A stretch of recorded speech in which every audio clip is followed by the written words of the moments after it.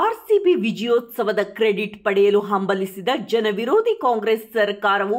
ತನ್ನ ಸ್ವಯಂಕೃತ ಅಪರಾಧ ಮತ್ತು ಬೇಜವಾಬ್ದಾರಿತನ ನಡೆಯಿಂದ ನಡೆದ ಕಾಲ್ತುಳಿತ ದುರಂತಕ್ಕೆ ನೇರ ಕಾರಣವಾಗಿದ್ದು, ಈ ಭೀಕರ ಘಟನೆಯ ಸಂಪೂರ್ಣ ಹೊಣೆ ಹೊತ್ತು ಮಾನ್ಯ ಮುಖ್ಯಮಂತ್ರಿಗಳು, ಮಾನ್ಯ ಉಪಮುಖ್ಯಮಂತ್ರಿಗಳು ಹಾಗೂ ಮಾನ್ಯ ಗೃಹ ಸಚಿವರು ರಾಜೀನಾಮೆ ನೀಡಬೇಕೆಂದು ಆಗ್ರಹಿಸಿ ಬೆಂಗಳೂರಿನ ಫ್ರೀಡಂ ಪಾರ್ಕ್ನಲ್ಲಿ ನಡೆದ ಬೃಹತ್ ಪ್ರತಿಭಟನೆಯಲ್ಲಿ ಭಾಗವಹಿಸಲಾಯಿತು. ಈ ಪ್ರತಿಭಟನೆಯಲ್ಲಿ ರಾಜ್ಯ ಬಿಜೆಪಿ ಅಧ್ಯಕ್ಷರಾದ ಶ್ರೀ BY ವಿಜಯೇಂದ್ರ, ವಿರೋಧ ಪಕ್ಷದ ನಾಯಕ ಶ್ರೀ R ಅಶೋಕ್, ವಿಧಾನ ಪರಿಷತ್ತಿನ ವಿರೋಧ ಪಕ್ಷದ ನಾಯಕರಾದ ಶ್ರೀ ಛಲವಾದಿ ನಾರಾಯಣ ಸ್ವಾಮಿ, ಮಾಜಿ ಉಪಮುಖ್ಯಮಂತ್ರಿಗಳಾದ ಶ್ರೀ ಗೋವಿಂದ ಕಾರಜೋಳ ಮತ್ತು ಡಾಕ್ಟರ್ CN ಅಶ್ವಥ್ ನಾರಾಯಣ್, ಮಾಜಿ ಸಚಿವರಾದ ಶ್ರೀ K ಗೋಪಾಲಯ್ಯ, ಶ್ರೀ ಬೈರ್ತಿ ಬಸವರಾಜ್, ವಿಧಾನ ಪರಿಷತ್ ವಿರೋಧ ಪಕ್ಷದ ಮುಖ್ಯ ಸಚೇತಕರಾದ ಶ್ರೀ N ರವಿಕುಮಾರ್, ಸಂಸದರಾದ ಶ್ರೀ PC ಮೋಹನ್, ಶಾಸಕರಾದ Shri M Krishnappa, Shri S Muniraju, Shri Ravi Subramanya, Shri CK Ramamurthy, Shri Dheeraj Muniraju, ಸಂಸದರು,